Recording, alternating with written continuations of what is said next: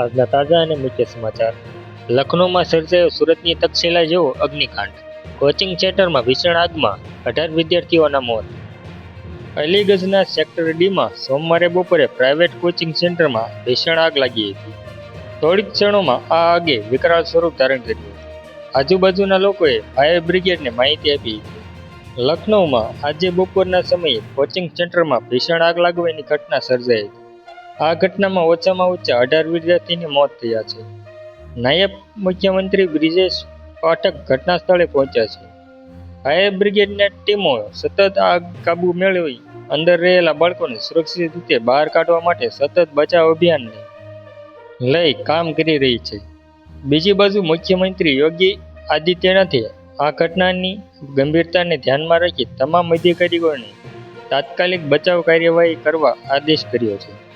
આગની ઘટનાને નજરે જોનાર અમને કહ્યું કે અહીં એક પુસ્તકાલય અથવા કોમ્પ્યુટર કોર્સ સંસ્થા છે. જ્યારે અમે અહીં પહોંચ્યા ત્યારે અમે ઇમારતમાંથી ધુમાડો નીકળતો જોયો. અમે 5-6 લોકોને બચાવ્યા. આગ લાગ્યા પછી એક વ્યક્તિ ઇમારત પરથી કૂદી ગયો અને તે ગંભીર રીતે ઘાયલ થયો. હજુ પણ કેટલાક લોકો અંદર ફસાયેલા છે. ઘણા વિદ્યાર્થીઓએ સલામત સ્થળેથી કૂદી પડ્યા હતા. કેટલાકને ગંભીર ઇજાઓ પહોંચી છે. જે ઇમારતમાં આગ લાગી હતી તેમાં પહેલા 2 માળે પાલતુ પ્રાણીઓની દુકાન અને ગેમિંગ એરિયા અને ત્રીજા માળે કોચિંગ સેન્ટર અને લાઇબ્રેરી હતી.